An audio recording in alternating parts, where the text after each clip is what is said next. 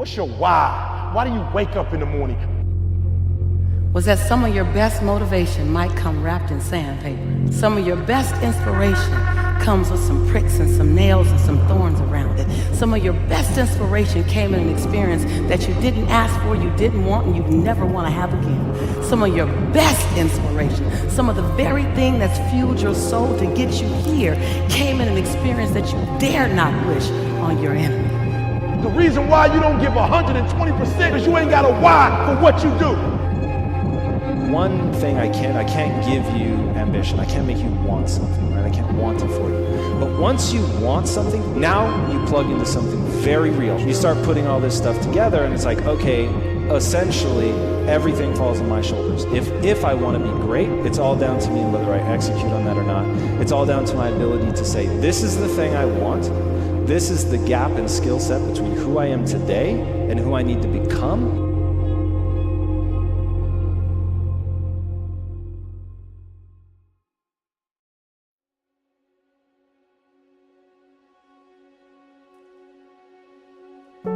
Rather than accept personal accountability for why things didn't work out, or maybe a relationship didn't work out, or a job or whatever, we often point the finger. And you'll see it, it's very common in today's society.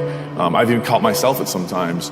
When things didn't happen, maybe you want to mentally, point the finger at someone else, or this is why this didn't happen. And I have to catch myself and reassign blame, because the minute you're deflecting, the minute you're redirecting someone else's direction, all you've done is mask an insecurity in yourself, and you've taken a fear of the realization that the shortcomings lied with you, and try to cover it up. And like I told you, that fear is like a burning fire, a small fire, and the minute that you refuse to address it, all you're doing is you're putting wood on it, you're pouring gasoline.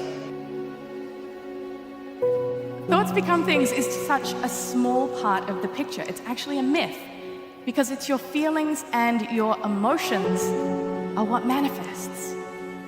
The universe is delivering your experience through how you feel. It's not the Tesla on the vision board, the idea of moving towards that. I mean, that's fantastic, but it's the feeling the Tesla will give you, that feeling that drops down into your heart space.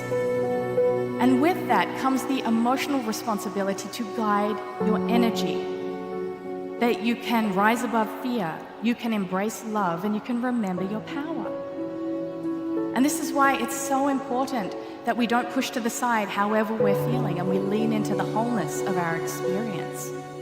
So when you blame somebody else or you make them responsible for how you're feeling, then you're actually disowning your power. You're handing over your energy to somebody else. Really have to set your mind to acquiring a certain set of skills with all the efficiency in the world, that you can acquire those skills, first of all, that anything is possible as long as you set your mind to it, and that and this is probably the most important lesson that I learned, that what is working against you is your own mind.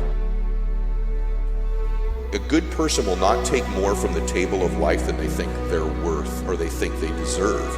And so you have this governor on your identity. So what happens is it's like a thermostat. Our lives get going, we start doing really well. If we're a 75 degreer and our life gets to 85 and 90 degrees, unconsciously we don't know we're doing it.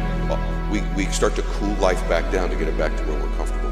The reverse is also true. When things start to go really bad and you're broke and you're struggling, you find a way to heat your life back up to what you think you're worth and you deserve. So the way we alter our life is, sure, we got to alter our behavior and our relationships and our circumstances, but the only way it's permanent is that we alter that governor, that thermostat, and we start to believe we're worth 85 degrees of life, 95 degrees of life, 110 degrees of life. And there's ways we can alter that. Say, are you willing to just jump? Because when you do, and you're willing to spread your wings, and you're willing to do something and be something different, and you're willing to get to the edge, knowing you might fall, but also knowing you might fly. Working out is not life. To me, it's not about the body, it's completely about the mind. When you're starting your day at 4:30 in the morning, whatever, do that, the rest of your day, no matter what happens, is a breeze. You've tackled the hardest part of your day. No matter what goes on, sometimes it's just showing up and being able to push yourself a little bit more than yesterday.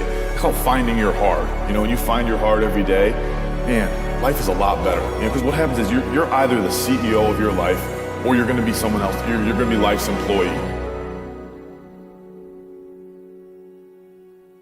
And you access presence by bringing awareness to the present moment. It's that power of now. That's your most pivotal point of power. That's your direct access to the universe at all times. And the more present you can be, the more you can release any of the resistance that is holding you back energetically from allowing your desires to flow into your reality.